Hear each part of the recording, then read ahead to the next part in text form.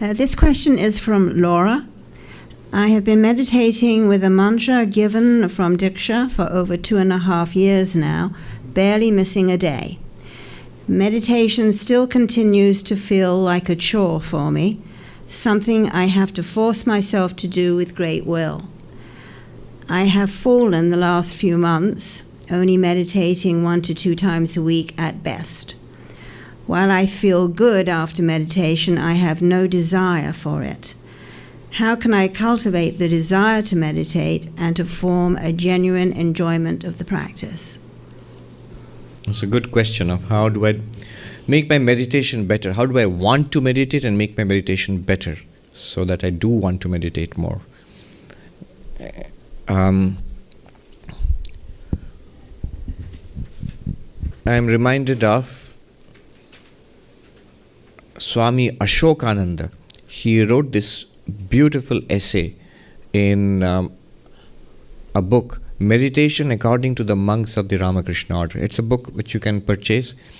I recommend it to Laura, but everybody else also. I was also benefited by reading it. Some of the senior-most monks of our order at that time, in the 1940s and 50s, they contributed to this volume. I am referring to one particular essay in that volume by Swami Ashokananda ji. He was a great master of Vedanta who was in San Francisco, in the Vedanta Society of Northern California in the 1940s, 50s, 60s. So in that essay, which is almost at the beginning of the book, the name of the essay is called Before You Sit for Meditation. He makes these 10 points. A very valuable suggestion for deep meditation. Try to follow those 10 points as much as one can. You're guaranteed to have good meditation. What are these 10 points? I'll summarize quickly. 1, he begins this essay with a teaching of Sri Ramakrishna. Sri Ramakrishna's answer to this question would be, how do I meditate better? He would give the example of the washerman with the dye. He had a vat of dye, and people would bring their cloth to him and say, dye me my cloth in red or yellow or whatever. And the washerman would put it in his vat and bring it out and give it to that person. Now, Swami Ashokananda says, he writes there, that at first I didn't quite understand what Sri Ramakrishna meant. I thought the people were coming with a clean cloth and then they would get it dyed in, say, the color of God. Yellow or blue or green or whatever it is. And that's not a very helpful suggestion, because our whole problem is cleaning the cloth. Purification of mind is necessary for good meditation, and if you're saying come with a clean cloth, then you will have good meditation. I will teach you how to meditate and you will meditate very well. That's not very helpful, because my cloth is not clean. And then he says, I realized later, no, that's not what Sri Ramakrishna meant. He didn't mean those few saintly people with a very pure mind. He meant the rest of us. Our cloth is already spotted, but bring that and you can dye it in the color of God. Dip it in God, your mind will be dyed in the color of God. That's a very powerful suggestion. That's a very, very helpful observation.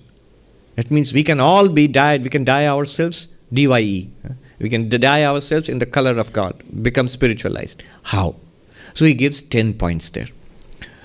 First, regularity. Meditate every day. So when she is saying that I have stopped meditating, I do it maybe once or twice a week because I don't feel like it. No, don't do that. Then you are surrendering to the mind.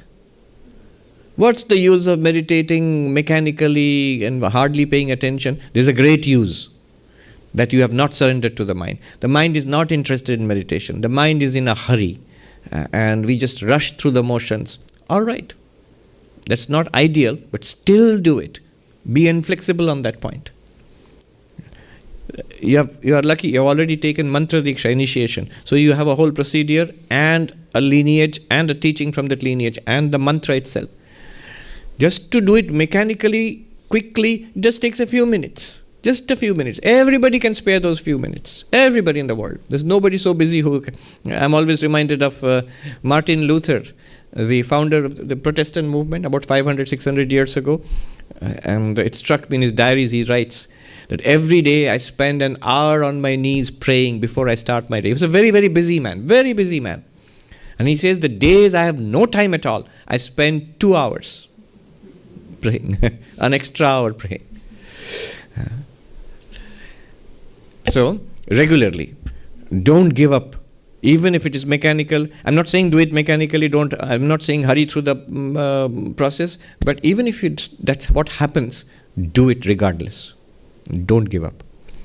So regular meditation, and generally meditation is twice a day, at least morning and evening. Early morning, begin your day, and towards the end of the day, if you can meditate. Others do. For example, in one of our ashrams, at least I have seen in the Vedanta Society of Southern California, Swami Prabhavananda ji, who founded it, he made it a rule thrice a day. Everybody there, early in the morning, sit and meditate together. Then at noon, you sit and meditate together. Then in the evening after Arati, everybody gets together, sits and meditates. So this is whatever your day is, this is a monastery. 3 times a day you will sit and meditate together. So that's regularity. Second, connected to that regularity is regular time. Not only I will meditate every day, but also as far as possible at a fixed time. See, we are creatures of habit, and the body is a creature of habit, the mind is a creature of habit. If you don't eat meals at a regular time, you get sick. Maybe when you are young, the body can take it. But when you are in your 40s and 50s, if you have a wildly unpredictable food routine, for example, lunch and breakfast and dinner, nothing is fixed. You'll get sick pretty soon. The body can't take it anymore. And if you eat at the right time, it helps in digestion. Similarly, meditation, the mind also is a creature of habit. So if it is habituated to quietening down, sitting in a holy atmosphere and repeating the mantra and meditating at a particular time, it will be inclined to do so at that time. Over the years, just that time itself will be enough to plunge you into deep meditation. It becomes a great asset. Great asset. You might say it is routine, it's mechanical, but it's a great asset. What is routine, becomes mechanical also becomes effortless. You cannot not do it then. Just as addictions, bad habits, we are trapped by them, struggle. Similarly, good habits are great friends. Effortlessly you can do those things at that particular time. I was so moved to see, I've seen this many times, senior monks. I saw this with my own eyes in a hospital. One monk was brought in for an operation one evening, and after the operation, he was brought in still under anesthesia and put in the bed in front of me. I was sick. I was also in that hospital. That monk was put in. He was elderly. He was in his 80s maybe. And since I was sick, early in the morning, I thought I can skip meditation. I can lie down and meditate because after all I'm sick. Excused. And to my surprise, I saw this old monk, 80 plus years old, who had been operated, major surgery in general anesthesia the day before, sitting up ramrod straight in his bed in front of me. I could see it. Facing the wall. It was still dark in the ward. Nobody around. Before sunrise. Facing the wall, sitting straight for 2 or more hours. How? Lifelong habit. Particular time of the day. Similarly, I heard of another monk, ICU. In the last days of his life, would die in the next few hours. But the nurses, this I did not see myself, but the doctors said, we would see invariably. See, in the ICU, the lights are always on. You really can't see by looking at whether it's daytime or nighttime. The people are terribly sick. Exactly just before 4 a.m., this monk who is lying down on the bed, his fingers would start moving and start doing japa, repeating the mantra. How? Time, regular time. It's a lifetime's practice. Continuous practice. I have myself seen this. A monk suffered a stroke as he collapsed. He was lifted up and they were quickly taking him to the hospital. And I don't know how he was semi-conscious maybe, but I saw clearly his hands were like this. He started moving, doing japa.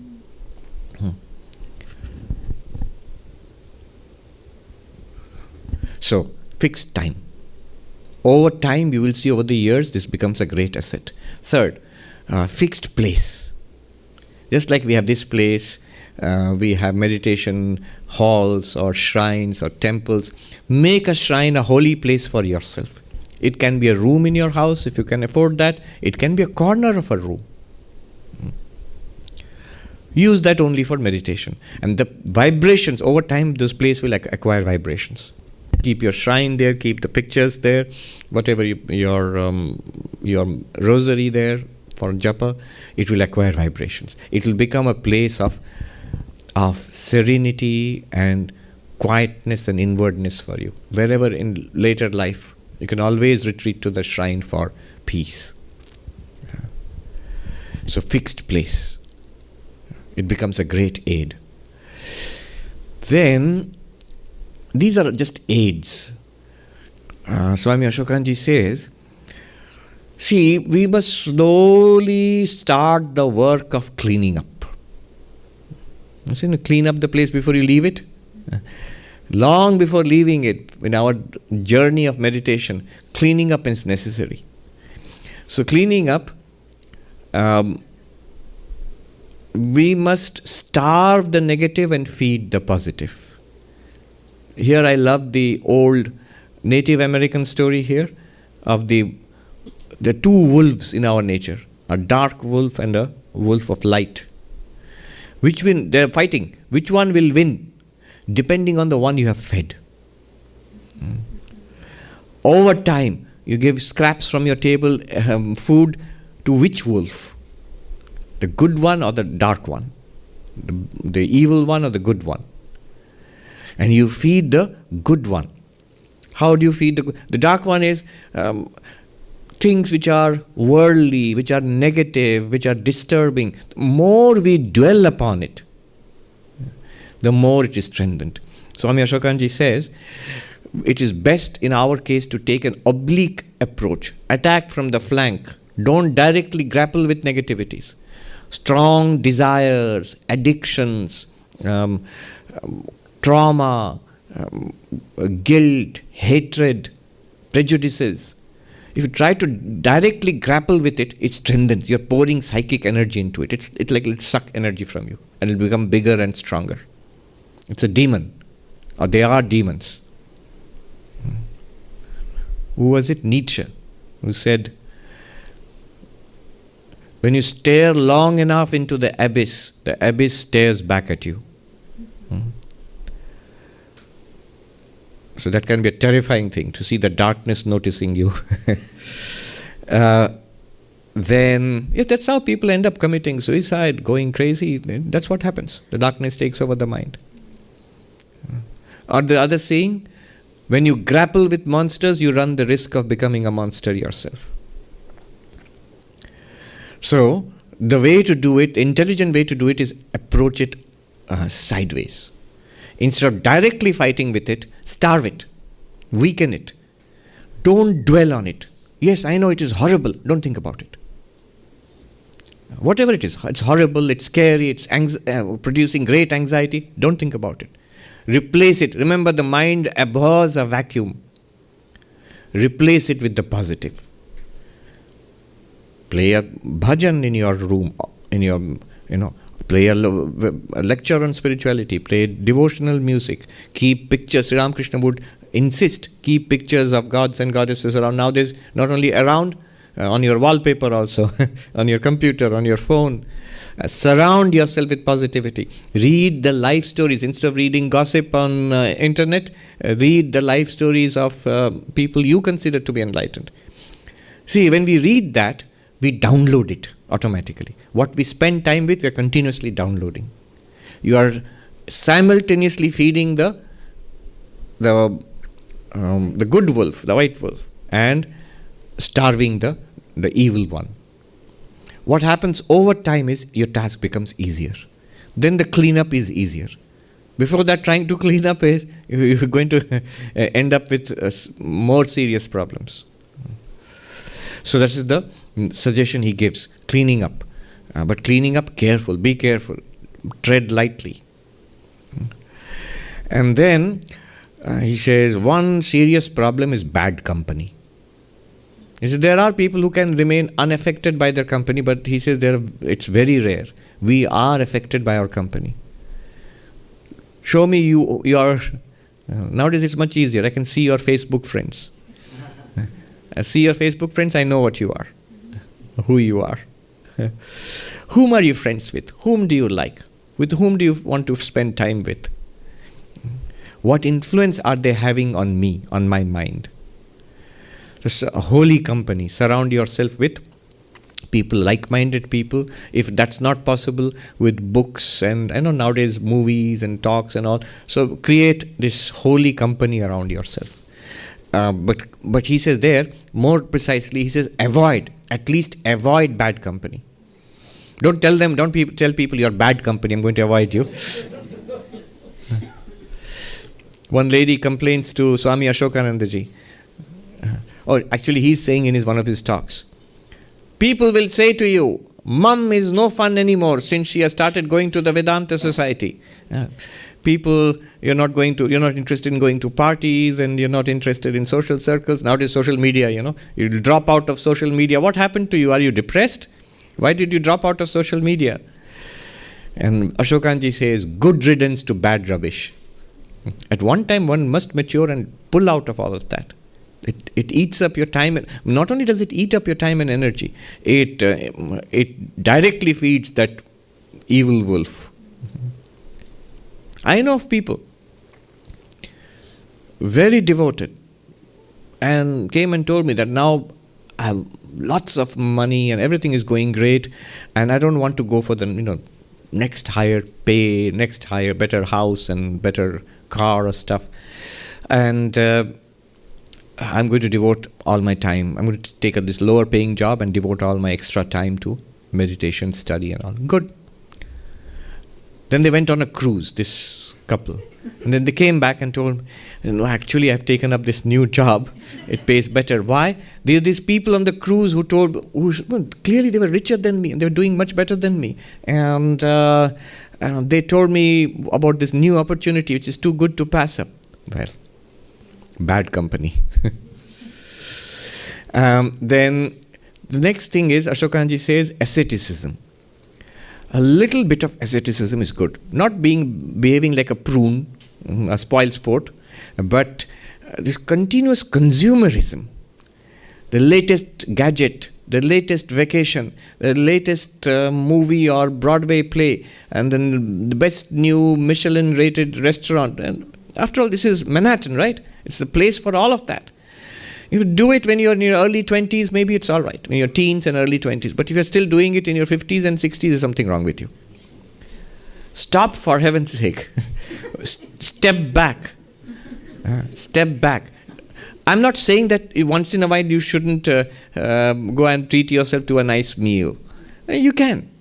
But that should not be the purpose of life. The things we memorized as kids. Live to eat, eat to live. Eat to live, don't live to eat. This is heresy in a foodie's place like Manhattan, I know. Food, fashion, parties, engagements, all of that reduced to a minimum. Step back. Too many engagements, too many obligations, too many transactions with people. That does not go with meditation. It's just the opposite. You're creating too many difficulties for yourself. You don't want it anymore, so why do it? Somebody put it very beautifully. You must see the clear difference between what you want really and what you are doing. What am I doing in life? And what is it that I really want in life? If there is a big gap, take notice immediately. Get to work. You need to do something about it immediately. If there's a very big gap between what you really want in life and what you're doing in life. It applies to everything, especially to spirituality. If you really want spirituality, you are blessed. Take action straight away. So, asceticism is good for meditation. And then a few more points he makes, a very deep. I suggest you read that essay. It's really wonderful. He says that before meditation, be quiet for some time. Don't be intensely active on phone and social media and then jump into your meditation seat and expect to meditate. And the next moment, jump out of your meditation. It's not a trampoline. So a quietness before meditation hours. And he says, once you get into your meditation seat, sit for meditation, approach it, he says, with the feeling of detachment. At that point, I am not related to the world. Imagine the whole world outside the meditation room has disappeared. I am not related to anything or anybody. I am not a husband or wife. I am not a father, mother, grandfather, grandmother, not an employee or a boss. I have no relation with anything or anybody at all.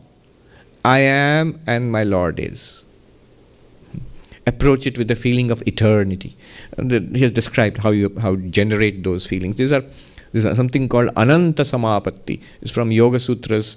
There are these techniques for making the mind vast and peaceful before meditation. This leads to the thing which Sri Ramakrishna said, the one condition for spirituality, which is yearning. I really want God realization. I really love my Lord. There's this song they sing in Strawberry Fields. I really want to see you. I think, my sweet Lord.